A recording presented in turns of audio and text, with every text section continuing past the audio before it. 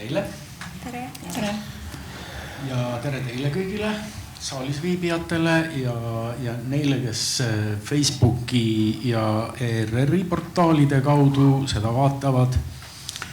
Täna oleme siia kogunenud nüüd selleks, et rääkida looduse iseväärtuse teemadel, kohe saate teada, mis asi on iseväärtus. Ja see on nüüd selline esimene Biotoopia ja Von Krahli Akadeemia ühisprojekt siin mõnusas Hubases saalis. Seda, mis asi on Von Krahli teater ja Von Krahli Akadeemia, seda te kõik ju ammu juba teate. Biotoopia on üsna värskelt sündinud asi, see sai alguse selle aasta augustis, kui me pidasime Viinistu kunstisadamas esimesed foorumi, mille eesmärgiks oli kokku tuua teadlasi ja kunstnikke, et rääkida looduse, biosfääri teemadel. Nii, ja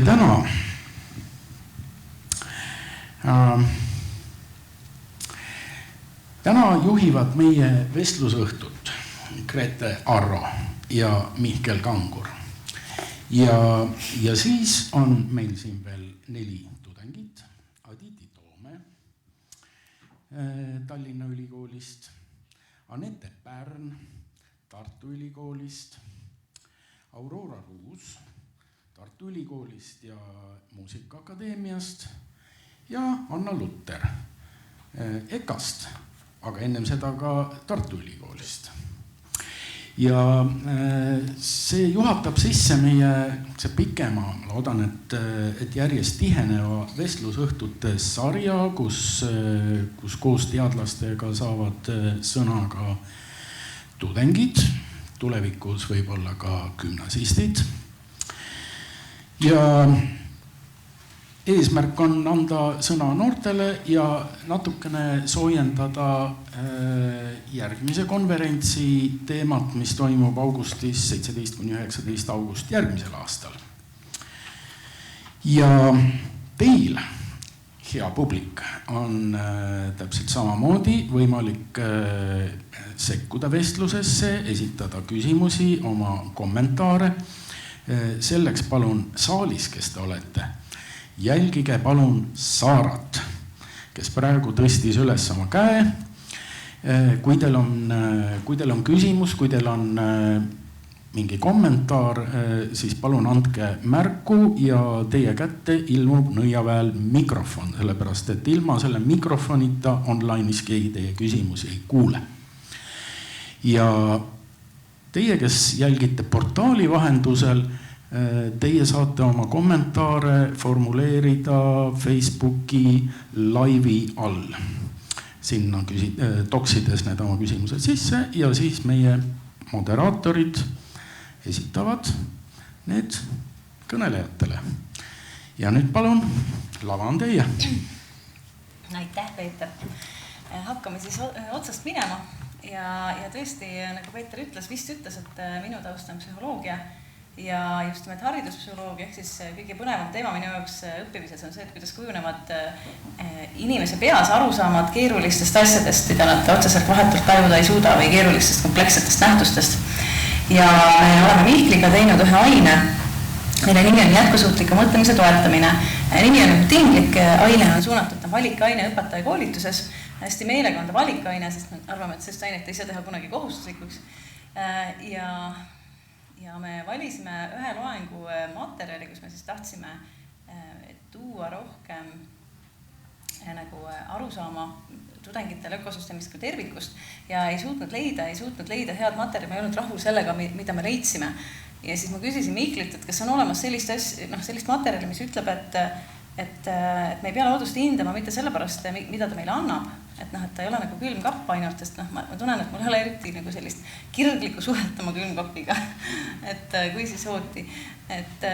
Ja äkki meil võiks olla nagu mingi teine vaatenurk või selline positsioon looduse suhtes, et kas on olemas, kas selline asi on nagu olemas, nagu, et loodus on iseväärtuslik, et ta ei pea nagu kogu aeg olema selleks kasulik, et ta ei ole nagu mingisugune tarbeese. Ja siis see intrinsic value of nature või looduse iseväärtuse teema siis sattus meile nagu sel hetkel rohkem silmale, sest ma tundsin, et kas või, et miks tänases sellises keskkonna kobarkriisis, milles me vist oleme ühte meelt, et meil ei ole tegelikult selle ühiskonnana enam pääsu ühiskonna väga drastilistest muutustest, et miks see, kui me kogu aeg ütleme teistele inimestele, et loodusel on väärtus, sest ta tagab sulle sellise ellujäämise, ta tagab sulle kõik need ökosüsteemi teenused, millel tugineb üldse kõik, mida me oleme ja teeme ja tarbime, et see nagu ei tööta, see argument. ja üks põhjus, miks see minu arvates ei tööta, on see, et see kõnetab meist seda, kuidas öelda, nagu hedoonilist poolt või sellist tarbivat poolt, aga et võib-olla need keskkonnasõnumid võiksid kõnetada midagi muud. Võib-olla nad võiksid kõnetada meis tähendusi ja see on võib-olla selline sissejuhatav mõte, kust me hakkame edasi minema, aga ja ma arvan, et sellest kindlasti ei piisa, kui keegi lihtsalt ütleb, et oi muide, loodus on sellepärast ise ka väärtuslik, isegi kui ta selle kasulik ei ole, tohib ta olemas olla, et sellisest ütlemisest kindlasti ei ole kasu ja ma loodan, et me jõuame tasapisi täna sinna, et millest võiks olla kasu. Ja miks üldse see looduse iseväärtuse tunnetus või taju võiks hea olla, aga ma viskaks välja 2 küsimust, et kuhu me võib-olla võiks jõuda, vähemalt siin mingisuguste mõtete või lahendusteni. Esiteks, et mis asi see ikkagi on, see tunne, et loodusel on väärtus asjana iseeneses ja teine, et kas seda saab arendada kõigis inimestes. Juhin tähelepanu, et meil on hetkel praegu hästi huvitav keskkonnaminister. Aga Mihkel, mida see teema sinu jaoks tähendab? Kuidas sa selle juurde jõudsid? Ja minu jaoks tervist ja mina olen siis ökoloog, ka Grete õpilane olnud üliõpilasena kevadel kaitsesin magistritöö Grete ühendamisel õppimise teemadel, et me oleme Gretega juba üsna mitu aastat tegelikult nende selliste keeruliste, kuid huvitavate komplekssete teemade õpetamisega tegelenud. Minu jaoks see teema on nagu võib-olla natukene teistmoodi laua peale tulnud, et ma mäletan, et kui ma tulin aastal 1994, tulin Tallinna Ülikooli 1995. aastal, anti meile esimene kursus filosoofia alustest või ja siis ma sain seal loengus, sain ühel hetkel aru, et enamus inimesi ei mõtlegi selliselt või et teised inimesed ei mõtlegi selliselt ju, et me oleme ju selle ökosüsteemi osa. Et minu jaoks oli nagu olnud tausta lihtsalt selline, et see küla, kus mina nagu üles kasvasin, et seal enamasti inimesed nagu teadsid seda, et me oleme ökosüsteemi osa ja kui ma nendega koos tegutsesin, et siis seda, kuidas me selle ökosüsteemi osa oleme, mulle nagu ka kogu aeg demonstreeriti ja näidati, et mul õnnestus juba 5-aastaselt hakkasin ma välitöödel kaasas käima ja siis naabrionud ja tädid nagu näitasid mulle seda, kuidas ökosüsteem toimib ja kuidas meie selle osaleme. Ja tõesti, et meil filosoofias seda arusaama minu meelest nagu ei tule, et me kõik see, mis meie ümber on justkui nagu meie jaoks loodud. Meie nähtamatu sõber ütles meile, et me võime seda kõike kasutada. Et tema tegi selle ja andis selle meile ja et siis me seal nagu olemegi. Ehk et see on olnud mul nagu kogu aeg see teadmine, et me oleme selle süsteemi osa. See on mulle huvi pakkunud ja minu jaoks see nagu ükskõik kellega me elus kunagi suhtesse astume, siis enne kõike me saame seda suhet täiuslikuks pidada siis, kui me teame, tunneme seda, kellega me selles suhtes oleme. Et seetõttu see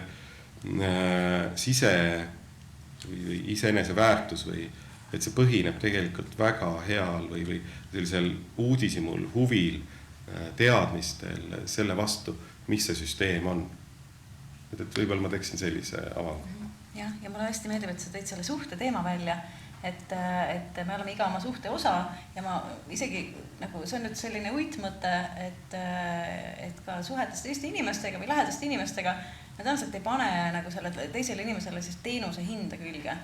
Et mul on suhteliselt, ma hindan nagu teatud summaga seda teenust, mis ma selles suhtes saan, vaid aga me käsitleme just nimelt ennast selle suhte osana, teistmoodi saakski, ja me väärtustame seda nii-öelda suhet teiste inimestega nende enda pärast ja mul tekkiski tunne, et kas on ühiskondi, kas on kultuure, kus sama suhe on siis ümbritseva keskkonnaga, kas see saaks ka meile omane olla ja mis, kui see nii ei ole, mis seda takistab, et ühe juhtlõnga sa ütlesid, et meie nähtamatu sõber pani meid ka seda valitsema, eks ju, et ütles meile, et me oleme kõige kõvemad, aga kuidas nüüd küll on aeg, et räägivad targemad inimesed kui meie kuidas tegelikult asjad? Ja kuidas tegelikult on, et kes tahab, kes tuleb, et teil juba kripeldab mingisugune mõttekäik.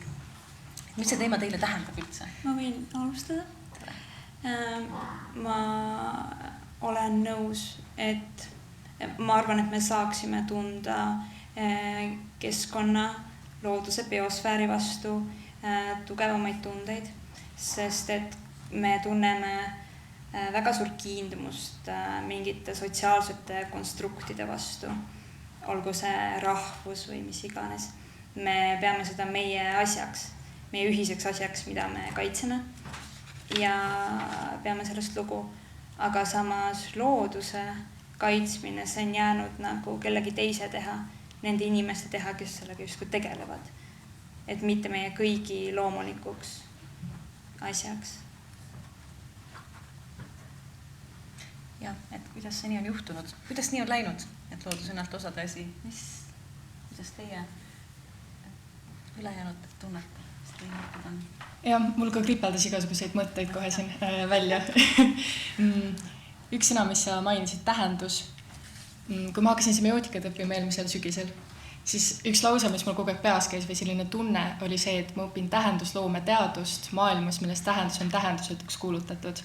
Et ma justkui õpin nagu mingisugust tähendust, aga et mis see tähendus on või millal see põhineb või et see peab baseeruma nagu mingisugusel tugevamal tunnetusel kui lihtsalt see, et mul on mingisugune tähendus ja see on sümboolne asi ja see toimib nagu mingisuguses sümbolilises mõttesfääris. Aga et mis see tähendus siis on ja et sellest räägitakse kuidagi hästi teaduslikult, aga tunnetust sellest justkui nagu ei ole.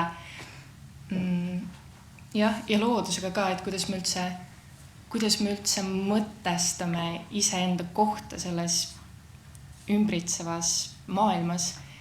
Mul tunnen natukene, et see on selline semiootiline apsakas, et inimene arvab, et ta on eraldiseisev üksus, sest tegelikult ükskõik millise teadusliku nurga alt me seda vaatame, see nii ei ole. Eelmisel kevadel mind hästi huvitasid iseorganiseeruvad komplekssüsteemid ja üldse süsteemiteooria ja see, et kuidas me ei saa ühtegi süsteemi osist vaadelda eraldiseisva üksusena, vaid et kõik on omavahelises suhtes ja et ei ole sellist asja, et on isoleeritud inimene ja siis on mingisugune loodus, mis peab inimesele midagi andma, vaid inimene ongi väga otseselt osa sellest loodusest, on sellest välja kasvanud, inimest ei oleks olemas, kui ei oleks olnud amööbi ja et see on olnud selline igavesti kestev evolutsioonirada, mis on üldse toonud meid sellesse hetkesse, kus me saame rääkida mingisugusest tähendusest, mingisugusest sümbolist ja mingisugusest maailmast, mida me tajume. Et inimene on justkui muutunud selleks mingisuguseks isetunnetus organiks selles maailmas, aga et kuidas ta nüüd sellena toimib ja et kuidas me nüüd edasi mõtestame seda olukorda, et kas me arvame, et me oleme nüüd kunnid või siis, et me mõtleme realistlikult ja ei tee seda semiootilist apsakat ja näeme, et tegelikult kõik on omavahelises suhtes. Ma võtan siit kohe üle, et tore, et õpib Tartu Ülikoolis semiootikat, mina jällegi filosoofiat, et jällegi selline eriala, kus endal on ka raske aru saada vahepeal, mida sa õpid. Ja mina praegu teen kõrvale eriala muusikateaduses ja mina uurin praegu seda, milline on muusika fenomenoloogiline ja ontoloogiline identiteet. Ja samamoodi tundub, et muusika on ju hästi kauge paralleel loodusega, et kuidas nüüd need kaks võiks seotud olla, aga just selle ontoloogia koha pealt, et kust tekib mingi mõiste meie teadvusesse ja kust tuleb sellele tähendus. et noh, kui ma ütlen teile, et ma uurin, mis asi on muusika, siis see ju kõlab natuke tobedalt, et kõik justkui teavad, mis asi on muusika. Aga mida enam ma sellesse süüvin, see läheb muidugi väga kaugele metafüüsikasse lõpuks, et mulle endale tundub, et ma tegelikult ei tea. Ja sama on ju ka loodusega ja meid ümbritseva keskkonnaga, et kuna me ju igapäevaselt kuskilt kuuleme seda või me tegeleme sellega või me loeme sellest, see tundub nagu hästi elementaarne ja me ei pane seda enne tähele, kui me sellist ilma jääme. Et noh, see on ju see vana teada-tuntud tõde, et inimene mõistab talle osaks saanud privileeg alles siis, kui ta neist ilma jääb. Samamoodi kui ma panen tähele, et terve mu elu on maja ees kasvanud puu alles siis, kui see puu on maha võetud. Et selle koha pealt just muusikaga ka üks väga huvitav teooria, mille otsa ma hiljuti sattusin, on huvitu huvi teooria. Et no see kehtib küll Schopenhaueri muusikafilosoofia kohta, aga see on väga hea ka looduse kontekstis, et just see iseväärtus ongi nagu huvitu huvi, et sa ei taha seda loodust mingi hüve saamise eesmärgil kasutada, vaid sa tunned selle vastu nagu sümpaatiat puhtalt selle pärast, et see ongi olemas. Ja see ongi jälle see, kust ma jõuan nagu alati sinna ontoloogia juurde ja sinna, et kust me siis lõpuks oleme võtnud selle teadmise, et loodust üldse peaks niimoodi nagu egoistlikult kasutama, et miks me võiks tunda rõõmu sellest, et ta on olemas. Imeline. Ma üritaks ka võib-olla siis kuidagi siit juurde midagi öelda. Mina ütleks, et sotsioloogia tudeng nüüd 2 aastat. Seega mul on ka hästi palju just see, kuidas on üldine ühiskond ja kuidagi siis nii-öelda loodusühiskond, mis tegelikult on sama asi, aga kuidagi üllatavalt inimesed ei pane neid ühte patta. Vähemalt minu kogemuse järgi, et kuidagi arvatakse, et jah, et ühiskond, inimesed, need mingisugused ametid, suhted inimeste vahel, suhted, aga kuidagi siis loodus jäetakse välja väga tihti, et jah, kuidagi võib-olla mulle vale mulje jäänud, aga vähemalt minu meelest on nii. Ja see suhe on väga tihti selline ebavõrdne, aga seda nii mõlema poole pealt, see võib-olla natuke läheb juba eemal siit, aga mis minu meelest on väga huvitav, on see, kuidas keskkonna siis kuidagi looduskaitse ja looduskasutus on olenevalt inimeste sotsiaalsest taustast ka väga erinev. Seda siis rassilisest, soolisest, sissetulekute lõikest igas mõttes. Näiteks toon näitena mingi puhas kraanivesi, et mina tulen Hiiumaalt, mulle väga meeldib kohalik põhjavesi ja kas ma tulen Tallinnasse, siin see kraanivesi ei meeldi just nii palju ja siis ma ostan jälle mingi filtri ja siis see on jälle omavad ette väljaminek. Aga väga palju ebavõrdsus nii selles, et kuidagi üldiselt meie suhe loodusega kui ka siis mingisugused vaheetapid seal, kuidas me üldse kasutame seda looduskeskkonda. Ei teagi, kuidas selle mõttega edasi minna, aga mul lihtsalt kuidagi see on selline põhiasi. Ja näiteks see emake loodus tuleb veel, kuidas me nimetame loodust emakese looduseks, aga siis tegelikult kuidagi hästi palju minu meelest on paralleele erinevate keskkonda kirjeldavate teooriate ja siis näiteks sotsioloogias feministliku teooria vahel. Et mõlemad on mingis mõttes diskrimineeritud ja kuidagi on üritatud seda teemat tõstatada ja see ei ole nii kaua tegelikult aktiivne või nii-öelda ühiskonnas siis tähtis teema olnud. Et nüüd just kui on, kui otseselt näiteks keskkonnasotsioloogia, siis see hakkaski ju, igaks juhuks mainin ära, ma ei ole tegelikult veel õppinud keskkonnasotsioloogiat, see on kõik mu enda selline eeltöö, kuna mul alles järgmine semester või üleelmine semester tuleb see. Aga hakkas ju alles eelmise sajandi teises pooles tegelikult välja arenema keskkonnasotsioloogia kui omaette haru, kus hakati mõtlema sellele, et kuidas on tegelikult sotsiaalsed struktuurid ja loodus seotud. Et see on selline minu praegune mõttelõng nii-öelda. Ja samamoodi ka keskkonnapsühholoogia on üsna uus teadus. Ja minust teil on siin hästi palju nagu sellist ühisosa, eks ju, teie mõtetes. Et ja ma nuppisin, ja ma arvan, et te kõik nagu osutate, tegelikult me kõik nagu osutame rohkem küsimustele või vastustele praeguses faasis. Ma korra küsin, et kas äkki publiku hulgas on ka juba karjeid, änge, ideid, vastulauseid, sest ma tean, et kui ma ennast ei kontrolli, siis ma hakkan kohe õppimisest rääkima. Aga et kas keegi tahaks vahepeal midagi öelda, äkki kripeldab kellelgi? Et sellises esimeses algfaasis me püüame nagu tuletada või nagu leida, et millest see tuleneb. Et kus me selle kus me selle raja ära siis kaotasime siis, et miks on funktsionaalne loodusega käituda, nagu sa ütlesid ilusasti, Kaia või see emake loodus või see, et miks on funktsionaalne käituda nagu möllav teismeline, et purustada, et miks see meile, et see on tegelikult, kui see mingisugune omadus on, siis ta on mingis mõttes funktsionaalne ja tegelikult ta ju ongi, aga hästi lühiajaliselt, eks ju. Et ja kus see tuleb, et mina arvan, et psühholoogina, või et see hariduspsühholoogina, et loomulikult ma tean kõiki vastuseid, eks ju, aga hoian ennast tagasi. Aga et praegu vist publikust ei tule karjeid, hõikeid, et ma võtaks kinni. Ma tahaks nagu, võib-olla natuke, ma ei tea, kas see on nagu kohane kitsendada, aga see on võib-olla filosoofiat rohkem õppinud inimesele, kui mina olen seda teinud elus, on ju. Et kui me nüüd räägime meist nagu inimestest, inimkonnast, on ju, et kas me saame nagu rääkida kogu inimkonna nimel või on see siiski selline mõtteviis, milles me siin nagu täna püüame rääkida, omane mingisugusele osale inimkonnast. Mulle endale tundub, et selle asja juured vist viivad kuidagi sinna Kreeka filosoofiatesse, et Platon ütles, et väärtuslik on ainult haritud inimene, ehk et kõik see, mis on harimata ja mitte inimene, et sellel siis ju nagu väärtust ei ole või kas me saame öelda, et nagu see haigus on, vaimuhaigus on tabanud ainult siin sellise lääne filosoofia põhjal mõtlevaid inimesi või on see mingisugune laiem kogu maailma kõiki kultuure hõlmav fenomen. Enne kui me filosoofia eksperdi ja sõna annan, siis ma lihtsalt teadselt õppides on kasulik enne oma viga kõvale välja öelda, et esiteks see, et kreeklased on jälle kõiges süüdi, aga teiseks, et me teame, et kristlik religioon omas 3 alust, et üks oli see Vana-Kreeka filosoofia, teine oli siis juudius või monoteism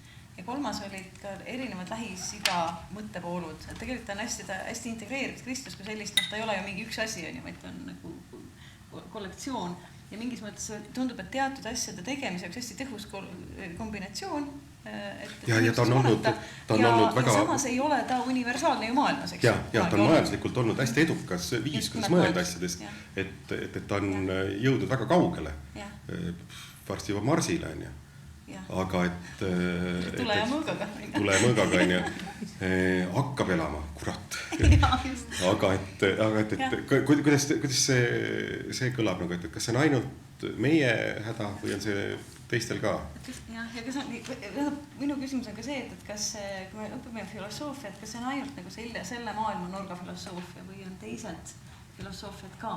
No see on see asi, mida ka tegelikult filosoofiale ju kõige rohkem ette heidetakse, et ta on väga Euroopa keskne, et see muidugi oleneb, kus sa seda haridust omandad ja kes on see õppejõud, aga üldiselt see kipub küll nii olema. Et mina olen ju veel teinud eriti traditsioonilise valiku, et ma õpin veel filosoofia ajaloo õppetoolis, ehk siis see ongi nagu see, ma olengi väga selline läänekeskne. Aga kui nagu natukene laiemalt seda probleemi vaadelda, siis tegelikult üleüldse ka mingites globaalsetes probleemides on ikkagi see, et Euroopa nagu võrdlemisi palju domineerib seda, et kes arvab ja kuidas arvab, et võib-olla see on ka ikkagi meie nagu sellist meediaruumist tingitud, et see lihtsalt ei jõua nii palju ja siis üldse ka see, et kas see on nüüd nii-öelda haritud inimeste teema või see on üldse selline elitaarne asi, et see tuleb jälle ikkagi minu arvates sellest, et mis on inimese lugemus, kas ta loeb näiteks igapäevaselt uudiseid või ta loeb aeglast ajakirjandust, et minu jaoks just keskkonnateemade puhul on hästi huvitav tendents välja kujunenud, et sellises kiires ajakirjanduses sa kohtad küll neid teemasid, aga need tunduvad kuidagi nii läbi leierdatud või asjades mina enam ERR-is näiteks, ma ei jaksa neid artikleid enam lahti teha, ma nagu, see on loetud, see on käsitletud, aga kui näiteks tuleb aeglases ajakirjanduses mingi selline spetsialisti nagu süüviv analüüs, siis see on palju intrigeerivam, et aga nagu jällegi, ma ei tea, kui paljud inimesed üldse tegelikult sirpi loevad näiteks, et selles mõttes ikkagi, selles mõttes mingil määral see teema on ikkagi väga hariduse ja haritusega eelkõige seotud. Et just siinkohal ka laiemalt filosoofiast rääkides mulle meeldib eristada neid mõisteid haridus ja haritus, et tegelikult ju üks ei tingi teist, et näitabki inimese silmaringi haritust, kuivõrd palju ta on suuteline tähelepanu pöörama kõikidele keskkonnateemadele. Et sa võid küll omada doktorikraadi mis iganes erialal, aga kui sul pole seda nii-öelda, nagu Marju Lepa ütles, akadeemilist silmaringi, mille najalt seda kõike mõista, siis sellest on ju tegelikult võrdlemisi vähe kasu. Et just nii filosoofia kui ka looduse puhul, ma arvan, see on selline võtmesõna ikkagi, et kas ja kuidas sa taipad sellele kõigele läheneda ja kas üldse jõuad selleni. mina olen optimist. Ma tean, et see on põhjendamatu, aga ma korra mõtlen, et jah, et ma olen väga nõus ja mul on tunne, et seda saab teha, seda haritust saab teha. Ja küsimus on, et kuidas seda teha, et kuidas teha nii, et Mihkel rääkis, kuidas tema elas külas, kauges külas, ja nägi kogu aeg enda ümber, ehk siis sina tegelikult ei teinud, sinu keskkond aktiivselt ei teinud midagi selleks, et sina hakkaksid aru saama, kus on sinu positsioon ökosüsteemi suhtes ja kes sa seal oled, et sul oli õnne sündida Mihklina, ja paljudel ei ole, isegi enamusel ei ole, et eks siis, kus meil on võimalik mõelda nii, et kus see tuleb see, et me hakkame aru saama, et kes on ainult see kogemuslik ja selline, et kui seal on ühtaegu nii teadlastest vanemad kui ka võimalus seda keskkonda kogu aeg mõtestada ja korrastada enda ümber seda, mida sa näed keskkonnas, et kas seda saab teha kuidagi kiiremas korras teistel viisidel, ehk siis sama haritus on ja seesama, et kui ma tõesti ei loe võib-olla seda aeglast ajakirjandust oma natuuri poolest, et mida siis minuga annaks teha ja sina mainisid kompleksseid süsteeme ja see on nagu hästi põnev teema psühholoogias ka, et psühholoogia või siis hariduspsühholoogia, õppimispsühholoogia uurib viise, et kuidas siis õieti õpetada selliseid süsteeme ja kui kunagi, see on hästi põnev, sest kunagi arvati, et teatud süsteeme saab õppida alles ülikoolis. Nüüd nad on jõudnud umbes 7. klassi või 8. Nad on jõudnud tegelikult isegi põhikooli 3. astmesse ja see ei ole üldse nagu põhjendamatu. Et kui me õpetame teisel viisil, siis me saame väga palju varem tegelikult inimesed keerukustest aru saama ja nende komplekssete süsteemide häda on see, et ühesõnaga, kuhu me nagu tahaks kaevuda, on see, et enne seda looduse iseväärtuse taju, mis ilmselt ei ole jumalik valgus, mis meile peale paistab, et seal on hästi palju nagu eelnevaid samme. Ja mina arvan, minul selline väga pikka aega kujunenud hüpotees on see, et selle väärtuse tunde, väärtus on selline väärtuse moraal ja eetika, et on nagu selline moraali filosoofiline küsimus, et minu hüpotees on see, et selle taga on tegelikult hoopis nagu sellised kognitiivsed protsessid või tunnetuslik, kognitiivsed protsessid niikuinii, aga pigem see, et kuidas ma olen õppinud maailma enda peas kokku panema ja mis võimalused mul selleks on. Ja üks häda meie mõtlemisega on see, et need samad komplekssed süsteemid, mida me nüüd oleme hakanud hoomama tegelikult alles teaduslikult ja alles väga hiljuti, eks ju. Oleneb, mis teadusest sa räägid? Ma räägin sellest, mis ütleb meile, mida me näiteks oleme teinud elurikkusega või mida me oleme teinud kliimasüsteemiga. Ma usun, et need teadmised ei ole palju üle 100 aasta vanad. Jah, et ajaskaala see on suhteline, jah. Et ta on pigem selline ja võib-olla ta on ka pidevalt täienenud, et me võib-olla pole aru saanud. Aga siin on ka jällegi see, et olenevalt on ju siis sellest kultuurist, et need arusaamad on ju, et me oleme süsteemi osad on nagu teistes kultuurides ju kuidagi teistmoodi ka tunnetatud ja kirjeldatud, et sellise teaduslikult me oleme nüüd jõudnud nagu siis selle kirjeldusteni. Meie alles nüüd. Ja, et ma olen nagu täiesti nõus, et selle süsteemi hoomamiseni saab jõuda eri teid pidi, eri nimede all ja eri, ühesõnaga, et jah, et biosfääri mõiste nagu defineerimise kirjeldamiseni jõudis 100 aastat tagasi Vernatski, et kuidas see elussüsteem saab sündida ühel planeedil ja kuidas ta siis sellise päikeseenergia toel vaikselt podiseb siin, et see on tõesti suhteliselt lühike. Jah, suht noor teadus, aga palju noorem teadus on see, et kuidas mõiste peas kujuneb. Näiteks sellisest nähtusest, näiteks sellest samast biosfäärist, mis on seotud geosfääriga, eks ju, hästi tihedalt. Ja üks mõte, mis minul oli nagu paar aastat tagasi just ühest teadusartiklist, mis siis uuris just nimelt lastel jällegi, et kuidas kompleksseid süsteeme õpetada, et see mõte, et esiteks tasuks mõelda selle peale, et need komplekssed süsteemid, nagu kas või see sama biosfäär, omavad tervet hulka omadusi, mida me ei saa tajuda mitte kusagil mujal. Et näiteks emergentsus on selline omadus, et seal on emergentsed omadused, et mis ei ole tingitud mitte ühestki üksikust põhjusest, aga paljude tegurite koos eksisteerimisest, koos mõjust. Ja emergentsus on asi, mida ei saa kuidagi kogeda. Et see saab kogeda peas. Või siis see sama mõte või teadmine, mis meil täna on, et üks väike muutus mingis ühes aspektis võib tegelikult kaasa tuua suure muutus mingis teises aspektis jällegi. Meie tava arusaam on see, et kui midagi me vähe muudame, siis sellel on ka väike mõju. Valasin ainult natukene pestitsiidi üle maailma laiali et seda polnud nähagi ju.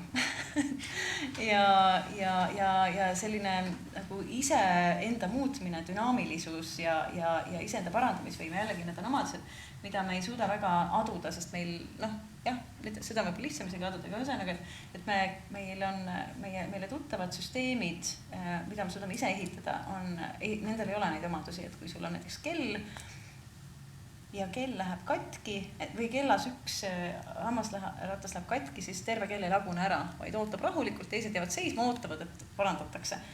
Ja ökosüsteemis ei pruugi nii olla, et üks hammasratas läheb katki, siis teised ei oota rahulikult, sipelgad ei oota, et need puud kunagi kasvavad siia tagasi ja siis me jälle paneme ühetäid sinna, et seni, või linnupesad ei ripu õhus ja nii edasi.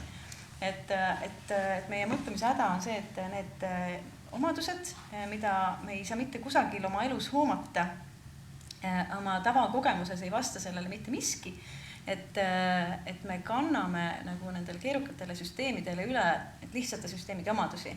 Et ma arvan, et loodus on nagu kellavärk või nagu automootor või nagu käigukast.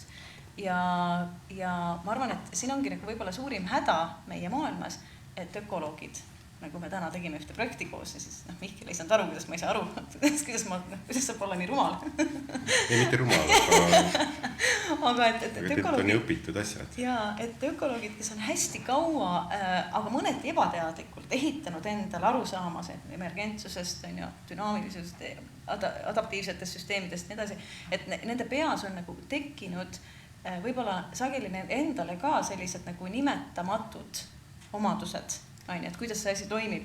Ja teil on võib-olla raske aru saada, et teistel ei ole. Ja meie arust on maailm kell. Hästi lihtne. Tegime katki, parandame ära, paneme puud tagasi. Milles küsimus?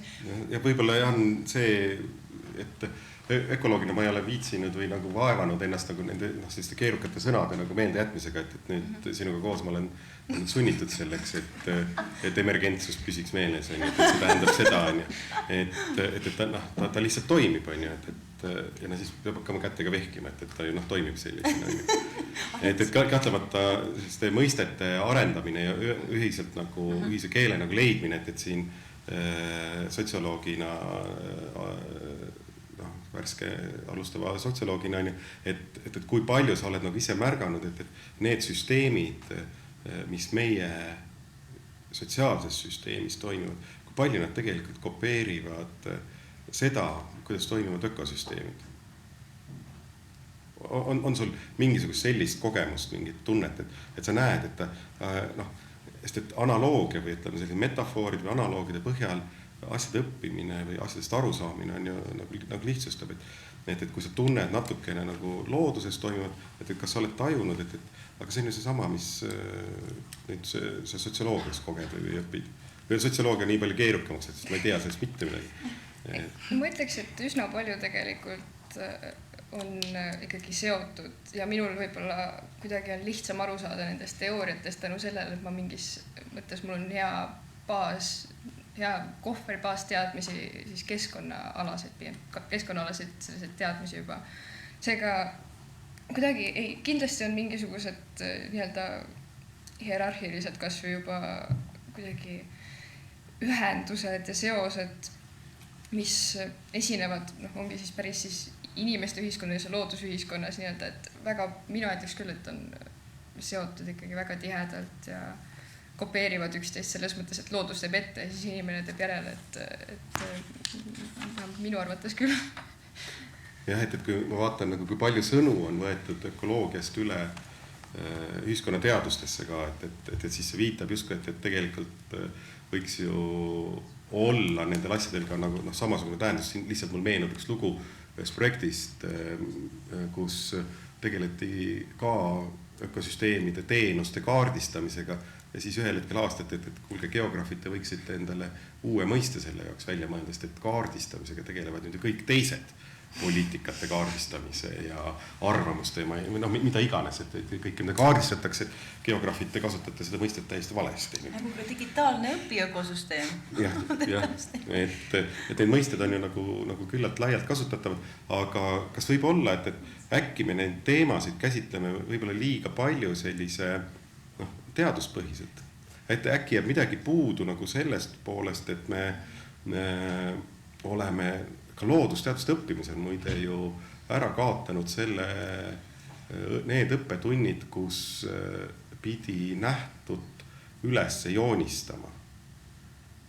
Eks ole, et maade avastajad pidid tegema, neil oli alati kunstnikud kaasas, kes siis tegid neid graafilisi lehti, mida me siin ka näeme, nii et üles tähendada, joonistada kõik see, mida me märkame. Nüüd me lihtsalt digitaliseerime kõike seda hirmsal kombel enda ümbritsevat ära, aga et see oskus märgata, süveneda, märgata, miks see määrajates on pildid, mitte fotod taimedest näiteks või loomadest, et määramistunnuseid välja tuua. Et äkki me läbi selle, et me kõiki asju üritame nii läbi pea käsitleda, äkki me peaksime rohkem läbi kuidagi kunsti või läbi südame käsitleme. Kindlasti digitaliseerimine on toonud väga palju erinevaid nähtusi kaasa, selles mõttes, et võõrandumine loomulikust keskkonnast on üks neist. Varasemalt alati joonistati üles taimi kõike, kui midagi kirjeldati teaduslikult. Aga jah, ma ei oska täpselt vastata, aga üks mõte, mis mul tegelikult tekkis, on see, et kui me tegelikult räägime inimtekkelistest probleemidest või võib-olla probleem ei ole õige sõna, kriisidest looduses. Kollapsist. Ja katastroofist. Siis kui see on kultuuriline, miks me ei võiks igal pool ajakirjanduses ja nii edasi nimetadagi seda inimkultuuri kriisiks? Et see ei ole looduse kriis, kui see on meie poolt põhjustatud. Ja, väga nõus. Ma just hiljuti vaatasin ühte telesaadet, ühte nimesid nimetamata, ühte telesaadet, kus ka nagu oli küsimus, et kuidas päästa planeeti, kes ei ole ju tegelikult hädas, et hädas on ainult inimkond.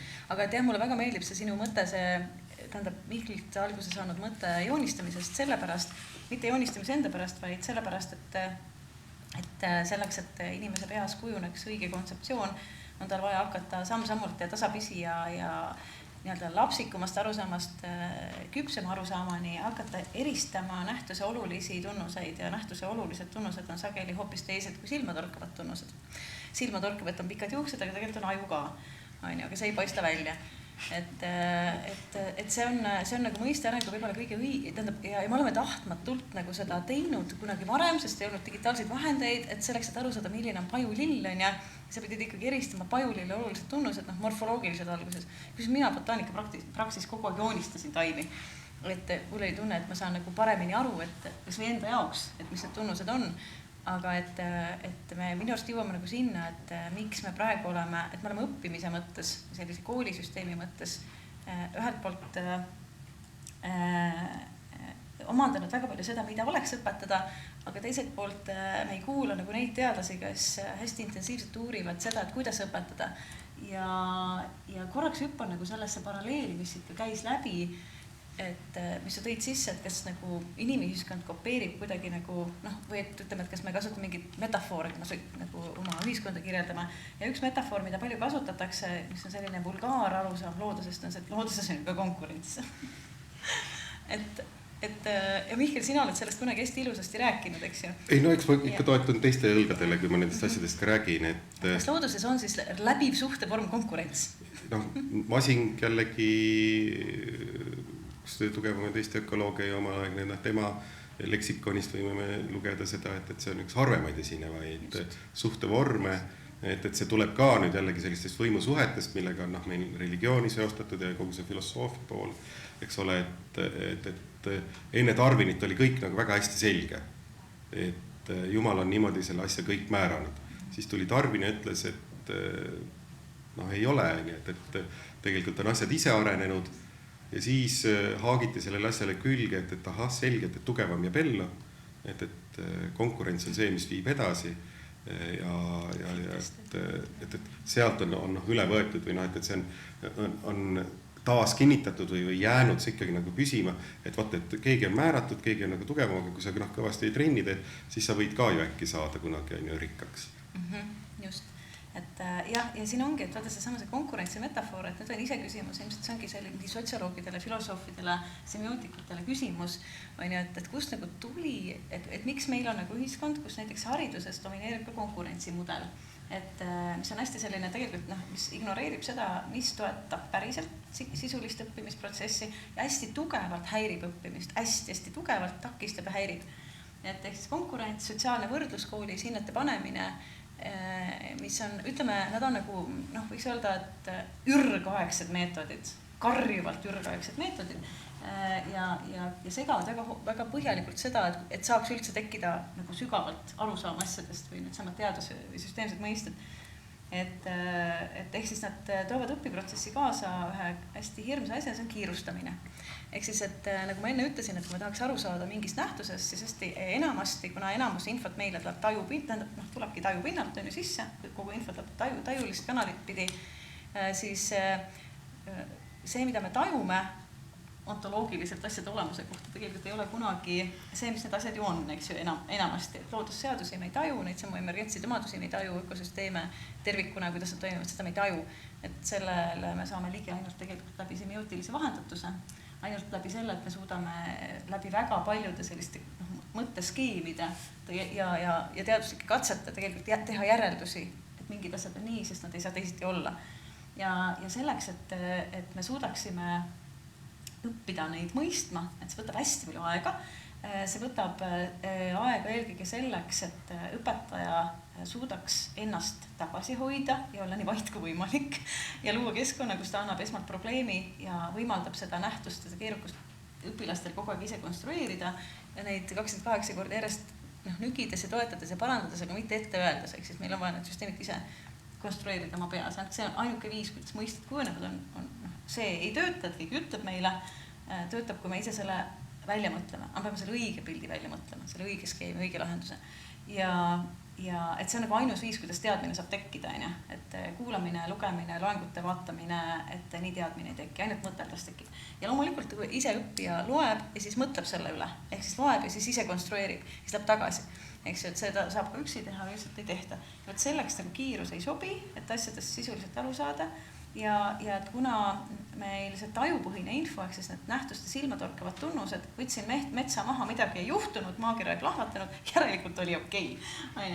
Et panin pestitsiidi, midagi ei juhtunud, järelikult oli okei. Peab väga palju pingutama, et mets ei kasvaks ja. Eestis, eks ole, et see arusaamine sellest, et see mets tuleb ja 5000 aastat oleme siin võidelnud. Ja liigirikkus, seda ei ole näha, aga just, et need tajulised tunnused tahavad meile kogu aeg peale tulla tagasi. Me tahame kogu aeg nende pinnalt teha järeldust ja neid selliseid tajupõhiseid, ent valesid järeldusi, juuksed järelikult ei tohi rooli lasta, et neid peab teadlikult pidurdama. Et teadlastel ongi nagu, mis on nagu põnev, on see, et on uuritud ja teadlaste aju sel ajal, kui nad lahendavad seda mingit probleemi, et on leitud, et neil mitte ainult neil ei ole lihtsalt see, nende aju pole selline, et see lihtsalt nagu teab kohe õiget asja. Nende aju on parem tavateadmise pidurdaja. Tavateadmise, mis räägib meis kõigis. Nad näevad nagu meie, nad näevad ka nii-öelda valesti, aga nad suudavad seda pidurdada ja tegelikult teada, et ei see käi nii, et isegi kui tahaks teha kiire, spontaanse, vale järelduse, intuitiivse järelduse, saavad aru, et ei intuitsioon selles kohas ei ole see, mis on nagu õige. Et ehk siis minu see mure ongi, nagu ühesõnaga, et minu arust see lahendus on see, et kui me annaksime õppeprotsessi aega ja mõtleks, et äkki see looduse iseväärtuse taju võiks olla üks hariduse suuri eesmärke. Nad võtaks sealt nüüd suureks eesmärgiks ja õpetaks teisiti, et me teame, et koolis on hästi palju eesmärke haridusel, näiteks tahetakse õpetada luulet ja selle tulemus on see, et luulet hakatakse vihkama, et tahaks seda siis teha kuidagi teistmoodi.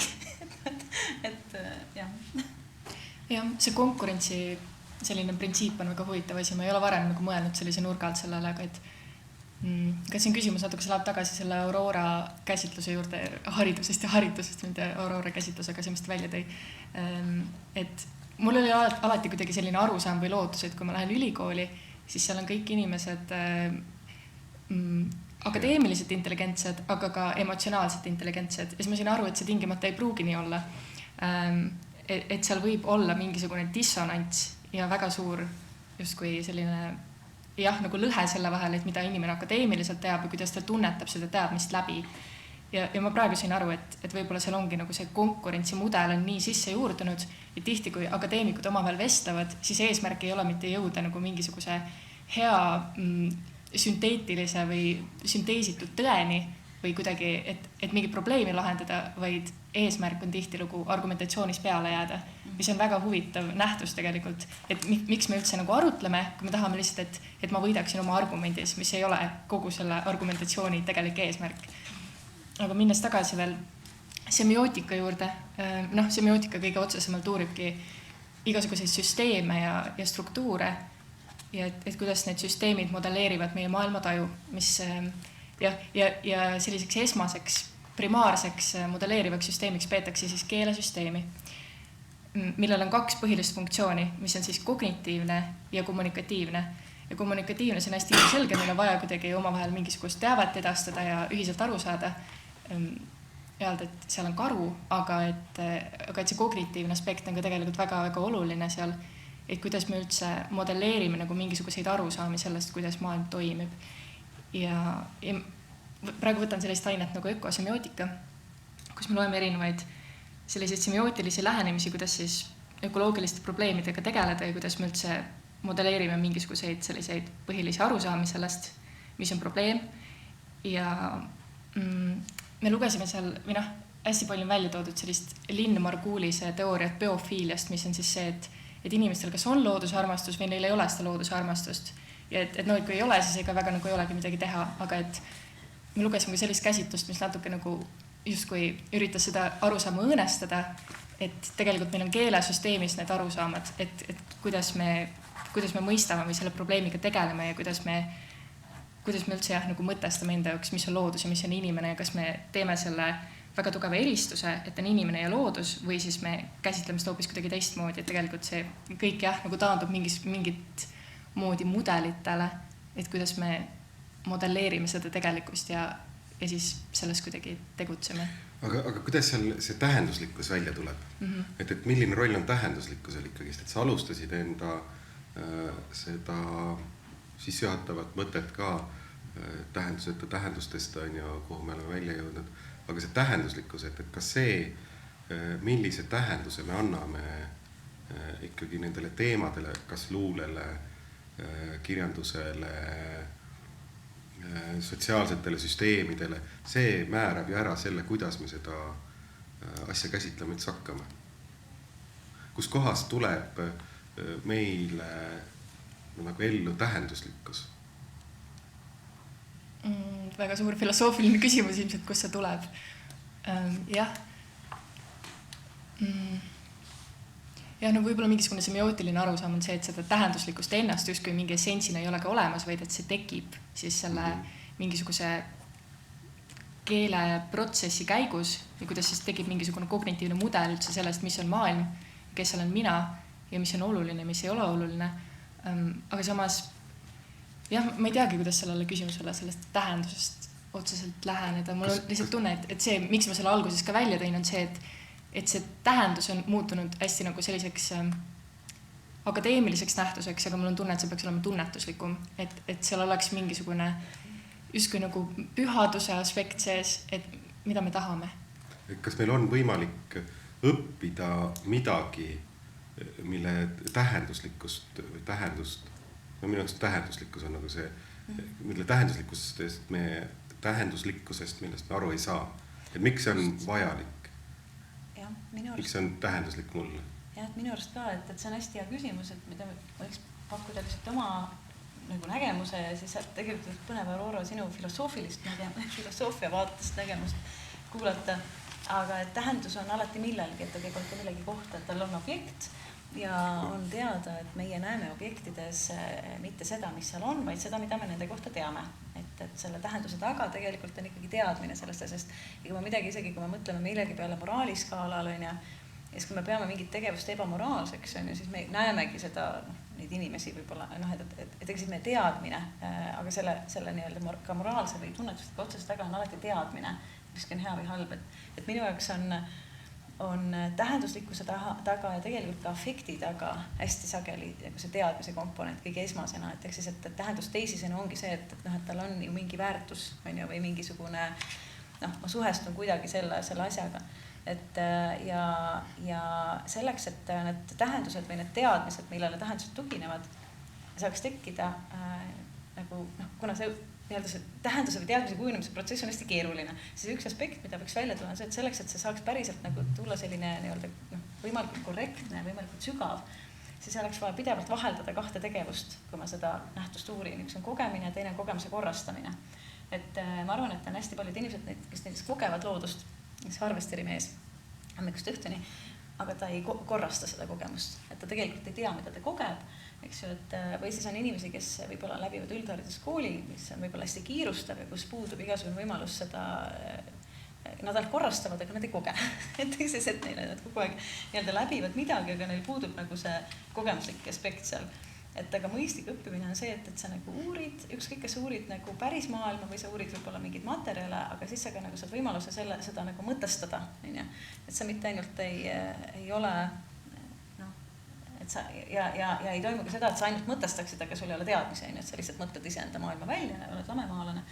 Et see, et kuidas see tähendus tuleb, on tõenäoliselt nendel inimestel, kui me räägime kas või teadlastega, ökoloogiateadlastega, kelle jaoks on nii loogiliselt teatud asjad maailma kohta, sest teie olete ilmselt käinud läbi sellise pideva kogemise ja selle korrastamise ahela nii enne ülikooli kui ka ülikoolis, et te kogu aeg olete suutnud seda, mida te välises maailmas näete, pidevalt siis ikkagi panna ka nagu sellisesse sügavasse teaduslikku süsteemi samm-sammult.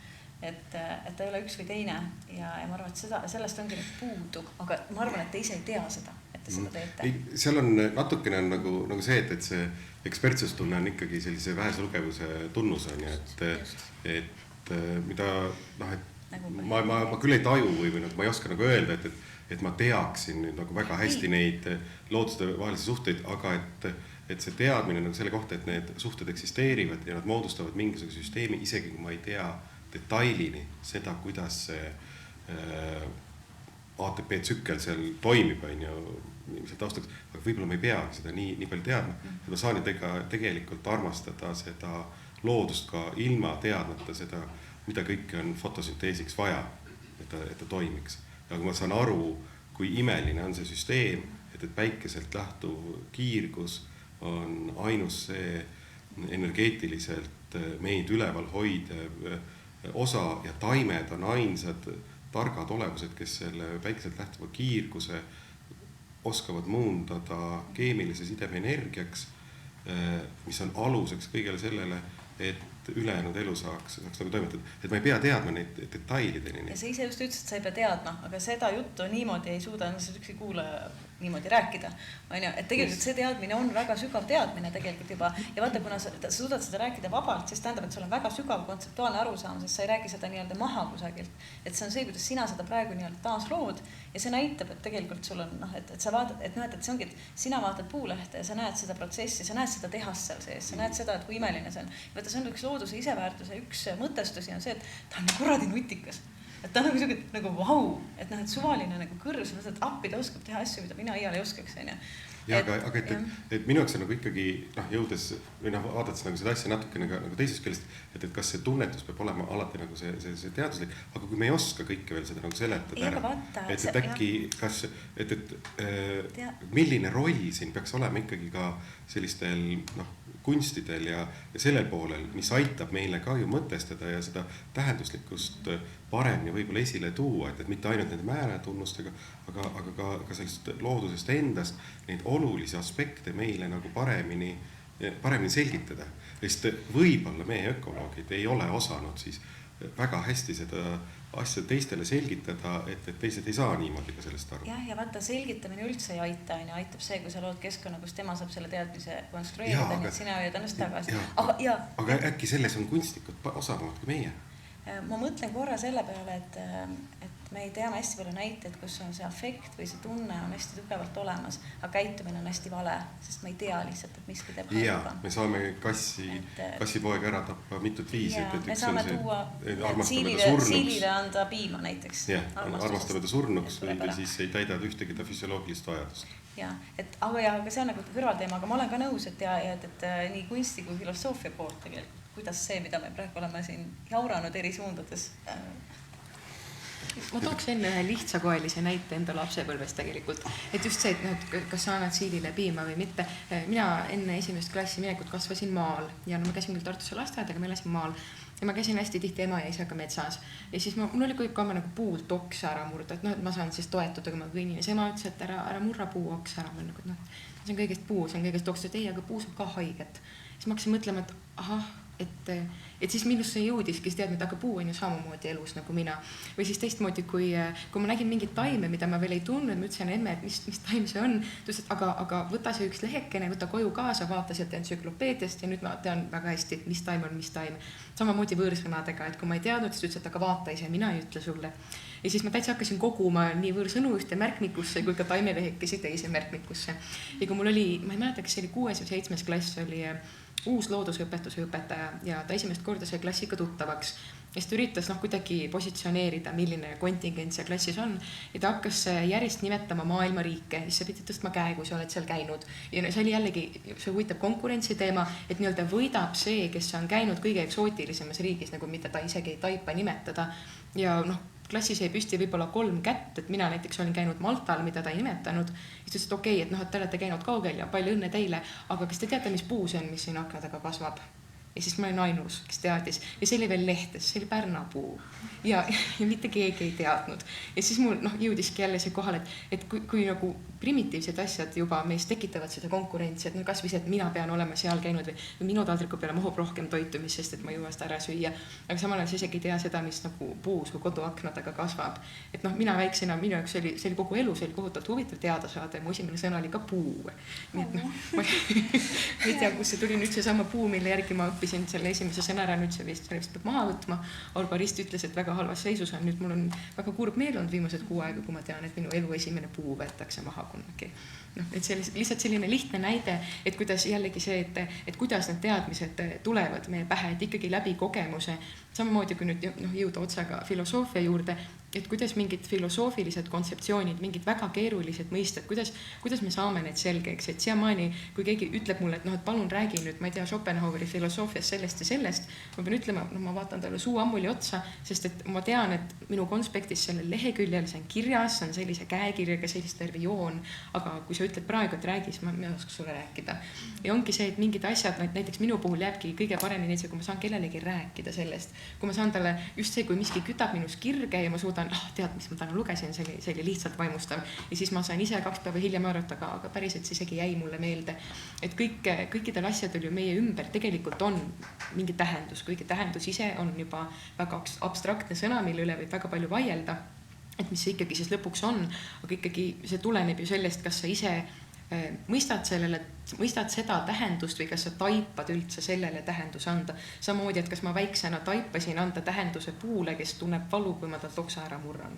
Just see, et kuidas sa nagu ise taipad seda mõtestada, mis jälle vist jõuab sinna eelmise teema juurde. See on nii ilus, kuidas sa tõid välja selle sama asja, et sina kogesid puuoksa ära murdmist, su ema korrastas selle kogemuse. Ta pani selle kategooriasse haiget tegemine ja ta pani kategooriasse, mida sa tunned, sest sinu oled haiget saanud. Ta kasutas õiget kategooriat, kui ta ütleks näiteks seda, et kambium ei saa enam midagi teha. Ja samamoodi leidsid lehe, sa kogesid lehte, lehe kogemine ei anna sulle arusaamist. Aga sa läksid koju ja tegelikult määraja aitab sealt hakata mõtestama tunnuseid, eristavaid, ühendavaid. Tegelikult niimoodi see arusaam areneb, et see ongi see, et me ei tohiks jääda kinni sinna, et on vaja kogeda. Meil on vaja ka korrastajaid ja seda suurt süsteemi ja neid inimesi, kes aitavad, neid entsüklopeediaid, et saan aru, et see, mis on siin, mingi kogetav asi tegelikult suuremas süsteemis on midagi, tal on mingi koht, eks. Ja, aga siin ma räägin ühe loo, mille rääkis mulle minu poeg, kui ta oli 4-aastane. Kevadel me tegime aias tööd ja siis ta hakkas mulle rääkima, et kas sa tead, miks puudele tulevad lehed. Ja enam, et jah, et räägi mulle siis on, et puud tahavad tantsida.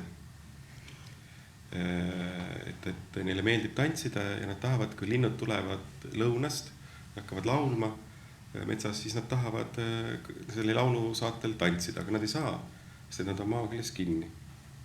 Ja siis selle jaoks nad kasvatavad endale lehed, et nende lehtede liigutamise abil nad saavad koos lindudega tantsida. Ja kui sügisel linnud ära lähevad, siis on need puud kurvad ja lasevad enda lehed maha.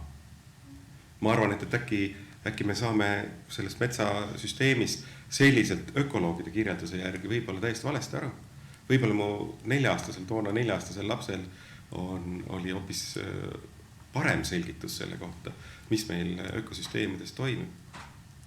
Nüüd ta on loomulikult ta on nüüd 3. klassist, ta on kaotanud igasuguse huvi loodusainete vastu, see on absoluutselt kõige igavam tund, kus üldse olla. Kaasa arvatud, samamoodi matemaatika ja inglise keel ja eesti keel, kõik on absoluutselt igavad tunnid, on ju, vaatamata suurele huvile, kui ta kooli läks ennast, on ju. Aga äkki haridussüsteemi suuri kangelastegust. Jah, et äkki on meil mingisuguseid ka teistsuguseid tunnetusi või teistsuguseid selliseid mõtestamisi vaja enda selle maailma kogemuse nagu kirjeldamiseks juurde. Et äkki see annab selle, teadlasena ma saan aru, et see on võib-olla ju väärkontseptsioon, millega nagu üles on nagu ehitanud, aga äkki selliste lugude rääkimine, selliste lugude omamine hoiab teda nagu tunduvalt kauem selle teema juures ka. Et äkki ta hakkab märkama mingisuguseid teisi lugusid veel, mis aitavad meile veel nagu seda asja kuidagi piltlikumalt teistmoodi selgeks teha, et kuidas me kõik üheskoos tegelikult selles elutantsus osaleme, aga meie oleme nagu kuidagi nurka läinud mossitama või selliseks, mis te ka oskate, me oskame valssi, te seda ei oska. Et me oleme kuidagi nagu ise ära eraldanud ennast, välja tõstnud ennast sellest elutantsu sellisest ringmängust ja nüüd ja oleme võtnud sellest ainult sellise Wolti Kulleri teenuse laadse asja, 2.75, ema teenus, toit on laual. Et äkki me oleme kuidagi liialt sellises teadmist usku minekuga kaotanud ära ka mingisuguse sellise muu väärtuse. Mis sa arvad? Ja, selles mõttes, et kultuur võib teha inimest õnnetuks ja teebki väga paljude asjadega. Aga mul endal tekib, kui ma olen kaua looduses ja olen üksi ja mitte ei lähe 1 päevaks ja ei ole mingisuguses sotsiaalses kontekstis seal, vaid olengi üksi ja kaua, siis mul tekib küll see mõte, et miks ma pean üldse linna tagasi minema, et mingisugune selline loomulikkus ja inimesena tundmine, et ma olen lihtsalt inimene, nagu ma olen lihtsalt inimloom, see on nii vabastav ja see on oluline, mida tegelikult küsimusest läksin nüüd nii kaugele. Mul tekkis see mõte miski pärast, kui sa rääkisid oma lapsest, aga ma ei tea, kuidas need kokku nüüd oma vahel viia. Ei, aga need lähevad ilusalt kokku. See on üks teine kogemus, mis mul on, et koolitajana või lastega tegeledes, et ma sageli kasutan nagu seda, sellist vaikuseminutite meetodid või sellised, et kuidas nüüd keskenduda, kuidas tuua nad nagu keskenduma, et viia inimesed enda mõttest, praegu ka igaüks võib mõelda, et minge enda mõnda sellisesse kohta, kus te olete tundnud ennast nagu tõeliselt hästi, et kus on see koht, kus te olete ennast väga-väga hästi tundnud, turvaliselt, selliselt mõnusalt ja et lihtsalt seal ringi vaadata sellise mentaalse pildina seal, meenutada seda võib-olla mingisugust kohta. Mul ei ole mitte kunagi üks õpilane ei ole pärast öelnud, et ta käis kaubanduskeskuses. Et kõige rohkem nüüd inimtekkelises keskkonnas, kus on oldud, et vanaema juures magamistoas või köögis või saunas. Saun on ikka väga looduslik koht, et kus me oleme ikka väga protsessis sees, aga et oma aias aga et väga paljudel inimestel tegelikult on ju need kohad, kus nad käivad looduses ilma, et nad peaksid seal kogu aeg nagu lahendama seda mõistatust, et kes seal meie ümber nagu on, aga et kui me anname inimestele see sama üks kogemus, mis meil Gretega ka on pedagoogiline ökoloogia, kus me oleme andnud inimestele ülesandeks, et mine ja koge seda ökoloogilist mõistet looduses, mida ei ole võimalik meeltega kogeda, et mine ja nüüd koge seda. Ja et see kogemus tuleb tegelikult täiesti mitte sellise, ta on teadmisega toetatud, aga hetkel saad sa aru, nagu õpilased on kirjeldanud, et ma istusin vanaema juures trepil, vaatasin seda metsa ja ühel hetkel ma tundsin, kuidas ma saan temast aru. et see teadmine, see tekib nagu kuidagi sellisel hoopis teistsugusel tasandil, et ta tekibki sellise elutantsus osalemise tasandil võib-olla sageli, aga et sa ei saa enam nagu ära unustada, ei saa enam mitte märgata. Kui sa oled ühel hetkel märganud, et maas on suitsukonid, siis sa enam ei saa kõndida ringi, et sa ei märka, et suitsukonid on maas. Et kui see on sinu oma ilma ilmunud juba, siis sa enam sellest nagu lahti ei saa. Ja et aga sinu oma ilma, need asjad võivad ilmuda ka ju võib-olla selliste kunstiliste vormide kaudu hoopis. Ja see mentaalne mälupilt nüüd on ju, või see, et kus me saame enda unistadmistega või nagu minna, see on üks tohutult suur hüve, mida loodus meile ju pakub. Kui see oli see nagu põnev teema, võtaks kinni sellest sinu puu näitest, mis raiuti maha ja sellest tagantjärgi see tervituse väärtus. Ja ma arvan, et see ongi nagu see koht, kus ma olen nagu väga-väga nõus sellega, et see afekt, mis looduses tekib, saab tekkida täiesti puhtalt ka nagu looduskogemusest ilma, et me mõtestaks seda, et mis seal päriselt toimub. Ja see kogemus saab muutuda nii palju rikkalikumaks, kui sa saad aru ka. Et ta muutub hoopis kvalitatiivselt teissuguseks ja see ilukogemus või see isegi see pühaduse tunne, see ei kao sealt tegelikult ära. Aga mõtlen, et täna me oleme selles seisus, et ma arvan, et hüpoteetiliselt võib mõelda nii, et keegi istub seal trepil ja tunneb, et ta saab metsast aru, aga tegelikult ei tunne ära seda praktikat, mis homseks viib ära talt selle väärtuse ja ta saab alles tagantjärgi aru, et see on väärtuslik. Ehk siis meie eesmärk on täna ennetada. Ja ennetamisega oleme läinud ikkagi väga nagu, et me oleme hiljaks jäänud kõvasti. Ja et kunagi Saaro Toomel hästi ilusa lause, et maailma saab kirjeldada ilmselt miljonil eri viisil, aga ainult üks viis on õige. Ja see on see, mis päriselt peegeldab seda, kuidas see, nagu see loodusseaduste mõttes on üles ehitatud. Et kuidas ta ikkagi töötab, kuidas ta ei saa töötada. Et ta tegelikult ei saa, et loodusseaduste rotatsioon töötab nendest tingimust, nagu ta töötab. Ja kahjuks sellel õigel arusaamal ainult tugineb õige praktika. Et ma ei tunne ära, et kui mul on võib-olla ainult tunnetuslik seos, et ma ei tunne tegelikult ära ohtu. Sest meil puuduvad tajukanalid ohu jaoks. Sa võid vaadata suitsukoni, see võib anda esteetiliselt kole, aga sa ei tea, et see on atsetaatselluloos. Et see on täis neid aineid, mis tegelikult on kahjulikud nii mulla elustikule kui vee elustikule. Et selleks ei ole meil kanalit tegelikult. Aga et meil võib olla väga tugevalt see teadmine koos selle kogemusega meie mälu mõttes ilmselt toimib niimoodi, et kui sa saad neid kogemusi nii, et see sinu teada mürgine asi on näiteks ilusas looduskeskkonnas, siis ta lihtsalt tugevdab seda mälu sisu, kuna ta annab sulle rohkem neid stiimuleid, rohkem konteksti, kus see asi näiteks hakkab sind ärritama või see teadmine süveneb.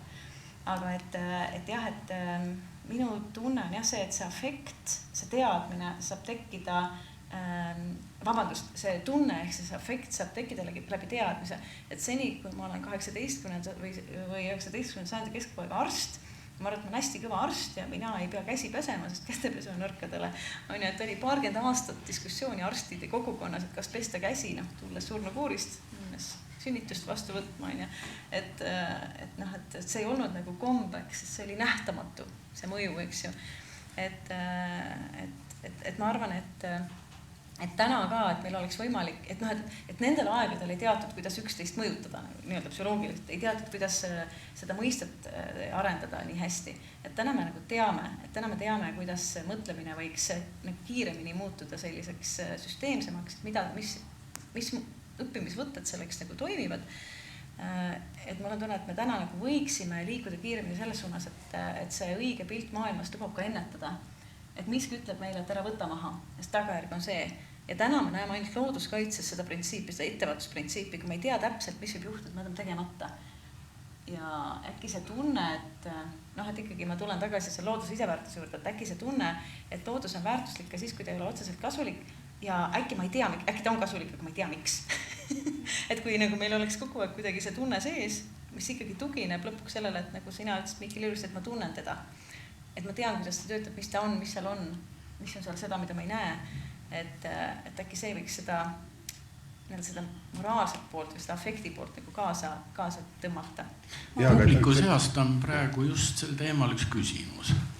Et me oleme ju kõik sellega nõus, et loodusel on selge iseväärtus, et meil ei ole võimalik hinnata meil ei ole hinnata võimalik õhku, sellepärast et kui meil enam õhku ei ole, eks ju, siis enam ei ole meie tsivilisatsiooni koos oma väärtuste ja kõikide varadega, seetõttu õhku hinnastada ei saa. Teisest küljest, kui me nüüd tahame saavutada meie majanduses ja kogu elulaadis sellist radikaalset muutust, siis tegelikult meil oleks vaja majandusarvestusse ju sisse võtta need baasväärtused, puhas õhk, puhas vesi ja liigirikkus või elurikkus.